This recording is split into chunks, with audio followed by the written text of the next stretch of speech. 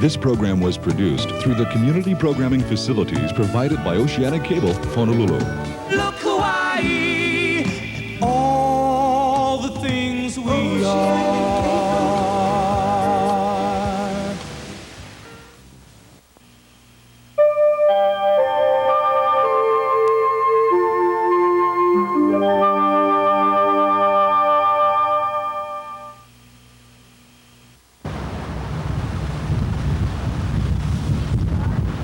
We live in a ambulance, and it's just crowded right now, so the kids are sleeping in our station wagon also.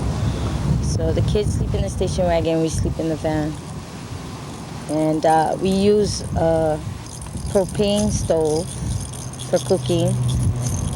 We also use a grill once in a while, charcoal, sometimes to cook chicken, fresh meats when we can afford it. And for refrigeration, we use ice. That's it. But it's hard to buy ice every other day, which is what we need. Yeah, the thing is, people think that living on the beach, we save a lot of money. We end up spending more money. We've been mostly living off of canned goods, so the beach life isn't as enjoyable as if people look at it.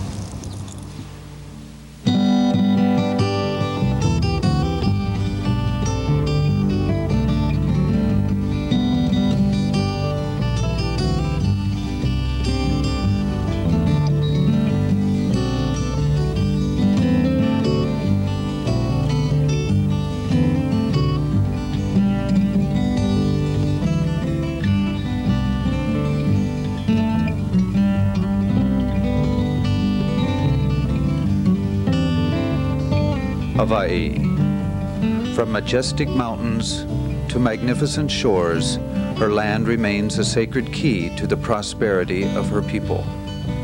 Today, however, the beauty of Hawaii disguises what is considered a major problem for this island state, the lack of affordable housing. Over half of Hawaii's population must rent housing because they are unable to buy. That's the highest percentage in the nation. The average price of a single-family dwelling on the island of Oahu is approximately $185,000. Facing the highest cost of living in the nation, low-income residents in particular are increasingly pushed out of the housing market as the result of inflated rents, military rent subsidies, and speculation by out-of-state buyers. On Oahu alone, over 60,000 households are in immediate need of housing due to overcrowding, substandard conditions, or excessive rent demands. In November 1984, 10 low-income families, with support from the Oahu Self-Help Housing Corporation, embarked on a unique adventure to break out of the rent cycle and to build a dream. It began for them on the leeward coast of Oahu in a community called Maili. Even before we moved out here, we tried staying with family. And in a 3-bedroom house, there were 13 people. And there was no privacy. My husband and I slept outside in the living room with the children, so it's just crowded. Where I'm living right now, the majority that lives around me is military. And it's been sort of hard to meet up the expectations of the landlord because it's like every year they keep raising the rent. You know, soon you're getting used to one income and they go ahead and they raise it again and you can't afford it, you have to move to somewhere else. I see it now. There's more families doubling up in houses nowadays. I mean, like say parents bring their children back home because they can't afford to live in apartments or in a house by themselves. I was living with my kid brother like that, sharing rent together. But after we move out all on our own, and somehow we have to survive. Yeah, it's a good opportunity for a working family to own their own place of their own, and it's reasonable. I mean, they can't get a loan for that much on their own. Without the Oahu Self-Help showing us the way, I don't think we would have ever had a house. Oahu Self-Help Housing Corporation was set up as a nonprofit private corporation funded through a grant by the Farmers Home Administration to provide technical assistance to 50 low moderate income families on the island of Oahu. Oahu Self-Help Housing Project has a key to this.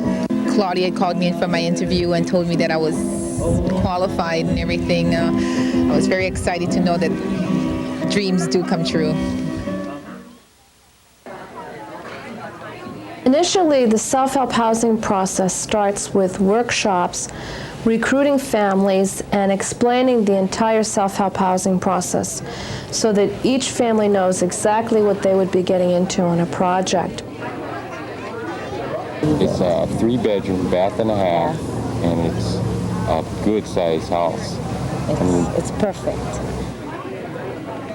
While the houses are valued at nearly $60,000, the family's sweat equity or self-labor reduces the cost of construction to below $30,000, an incentive to banks and finance institutions. Payments would be approximately $198 a month. And you can't go wrong on that. Over 400 community residents have applied for self-help housing on the island of Oahu alone. The Maili Ohana is comprised of families of all ages and ethnicities with incomes ranging not over $18,000 a year to qualify. The families have come from diverse living situations. One family living on the beach, another in a large Quonset hut, most in overcrowded conditions. The common bond, the need for a home for their family.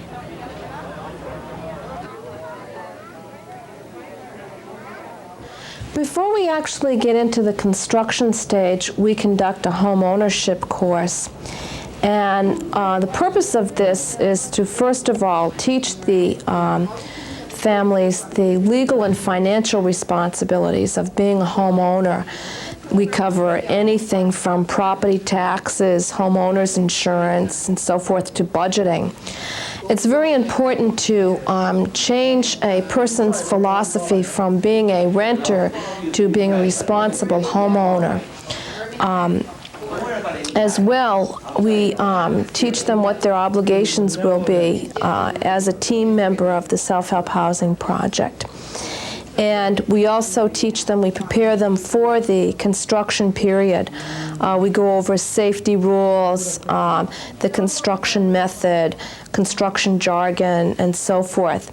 So this is a period of about 6 to 8 weeks that we cover all of this information, preparing them for the construction stage. Groundbreaking begins with a flurry, the families knowing that this is the beginning of realizing a dream.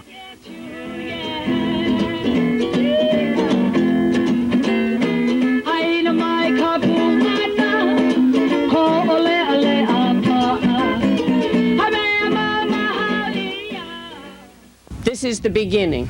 This is the first try at something like this. And for those of you who are going to be directly involved, we're all going to be watching you. We're all going to be seeing how you make it happen. Because we want to learn from what you do, and we want to be able to say to other communities on Oahu, go look what the people in Maili have done.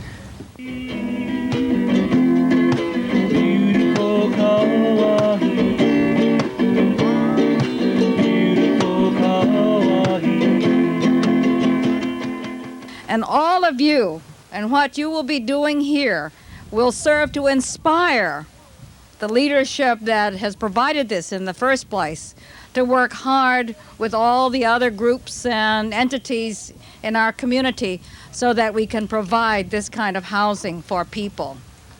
As we seek God's blessing this day, in the new venture that awaits us, may we be aware of the tremendous responsibility given to us all. As we come before each other's presence, may we always be aware of His presence, even now. Let us be reminded of our task that awaits us, and may it be worthy of all our labors. The next 6 months gonna be a lot of hard labor and sweat. Yeah.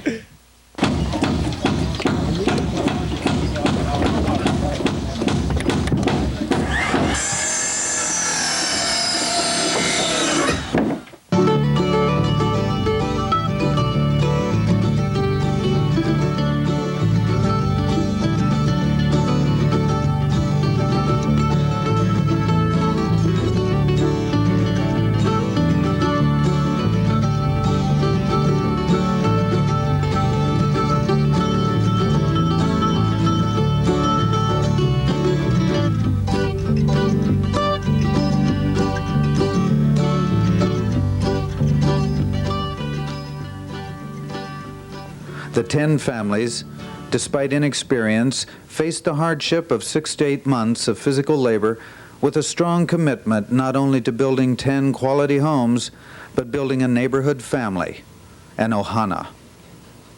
The role I play on this job is strictly supervising the families on how to build their houses efficiently and safely also. They do 90% of all the work. There are times that I need to really get down and show them how to do it, but the majority of the time they're pretty much doing it themselves. The first things we do is have the land cleared. The second is to provide a security fence around each project. Then the next phase of construction is I go on the project and I teach some safety rules and what we're going to do next, and more or less just have a wrap session. We would have these meetings every morning when we would come out and discuss among the families and stuff if we had any sorts of discrepancies on the job before we get started.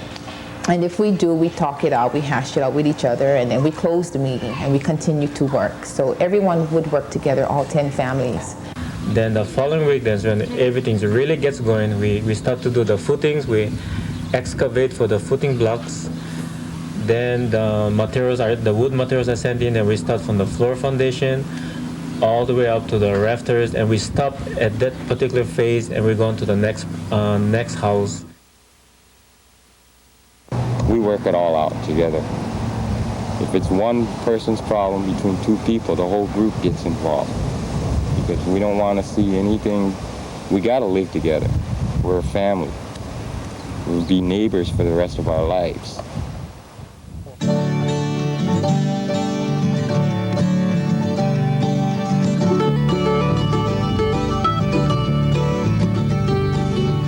I think it's been going pretty good. Everybody's been doing the very best. We've made a lot of mistakes, but we're corrected.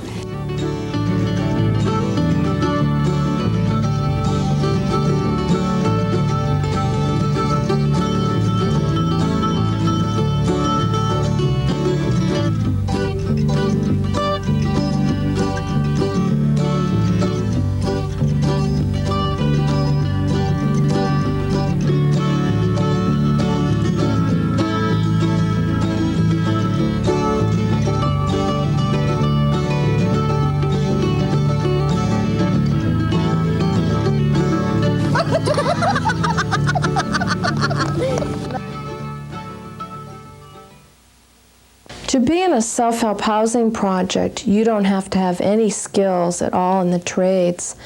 Generally, you have to have the right attitude to be integrated into a self-help team and be willing to put in the labor commitment of the 32 hours a week. However, most of our families have no skills at all in the construction trades. In fact, some of them had never picked up a hammer before or done any type of construction work. That goes for the women as well. Let's face it, building is a traditional man's job, you know, and women you don't see that many women carpenters or whatever. It just made me feel that, you know, hey, I can read a measuring tape, or, you know, I can pound a nail if I have to. You know, I don't want to sound, you know, like a feminist or anything, but I can do just about anything a man can do if I really put my mind to it, you know. The women has been a very important part of this particular project. I feel really great. I feel proud of myself, you know, that I had built my own house. Especially being a woman, you know, and doing it. Anytime down the line, if I have any problem finding a job, I have a certificate of achievement that I could bring forward to any employer. And it would just be totally up to him to put his trust into me to hire me.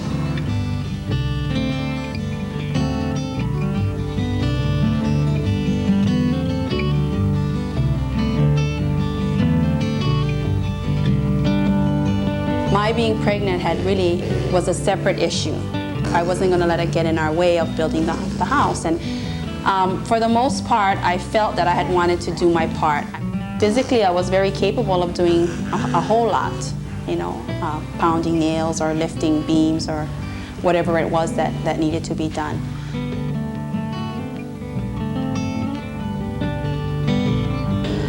Everybody's been up and down lately.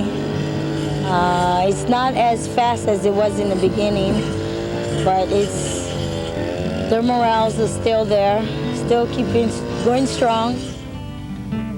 5 months into the project, and while progress seems slow for the families, they are revitalized with the completion of one more roof, another porch, another storage shed. Electrical and plumbing contractors follow closely behind, preparing the houses for the more tedious finishing work which awaits the families inside. To assist the Maili Ohana in their new financial responsibilities, as well as with the pressures of working long hours, learning new skills, and meeting building codes and deadlines, is an Oahu Self-Help Housing group worker. If you're on a project like this, you'll probably be working all week long.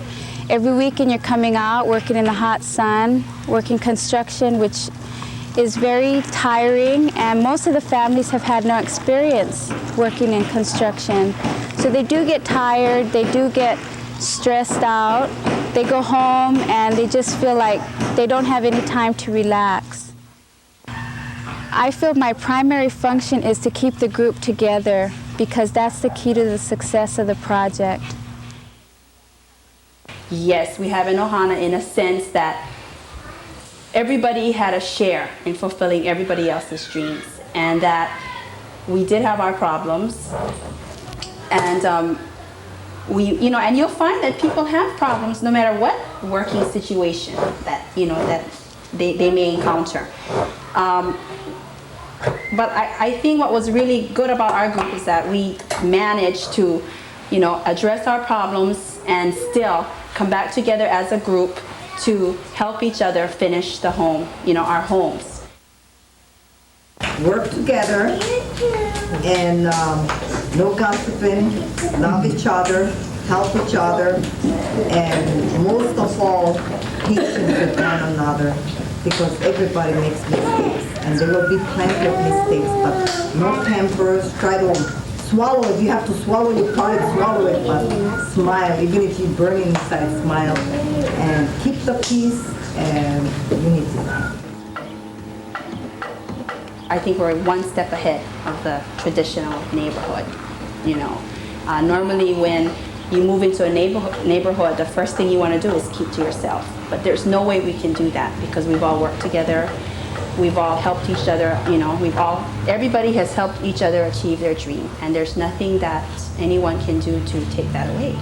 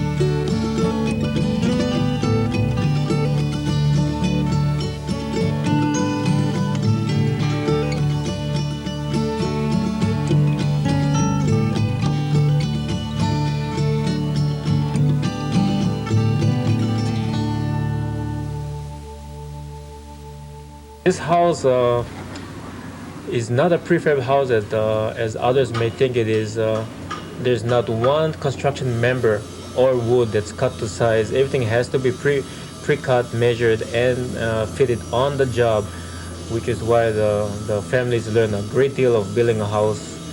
It's nothing's prefab except for the cabinets. The rest of the materials are very, very quality. Most of the materials are termite treated, and the clear lumber are kiln dried and all quality.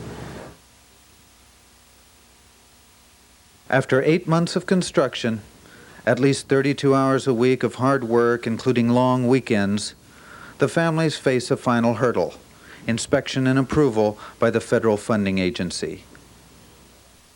In the beginning, when they first showed up in the morning, I was here during the final inspection. Everybody had the butterflies. Like, if one house didn't pass inspection, nobody could move in.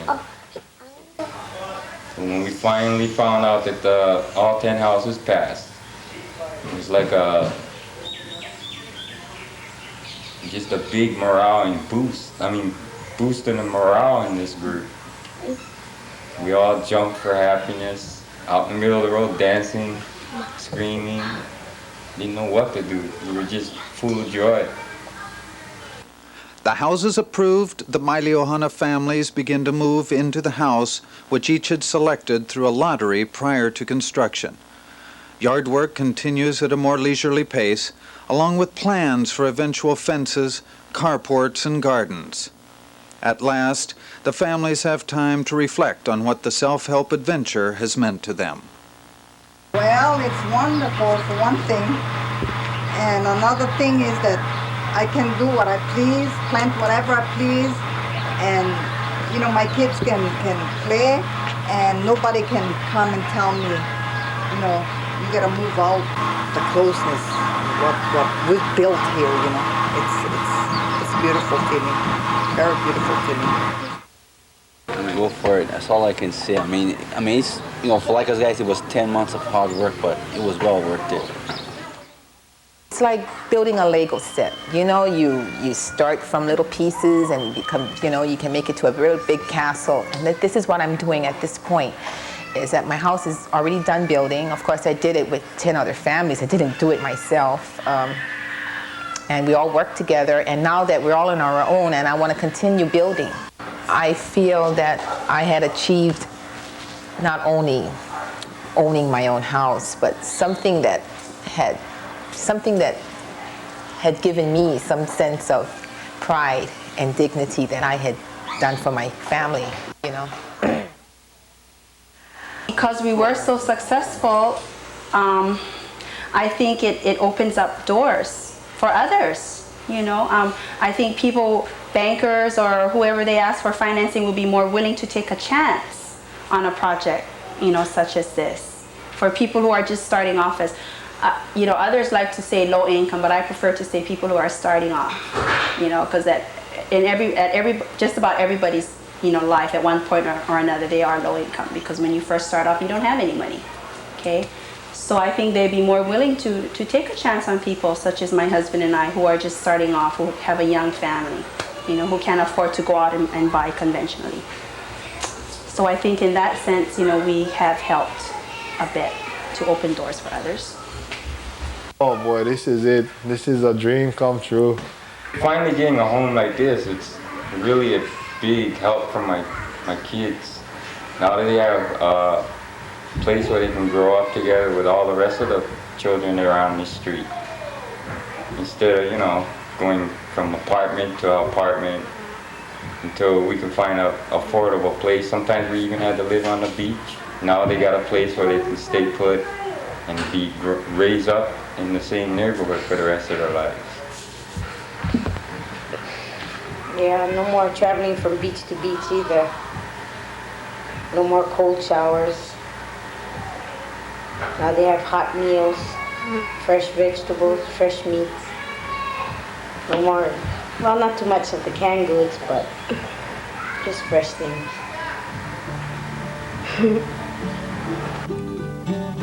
Those days are over, thank God.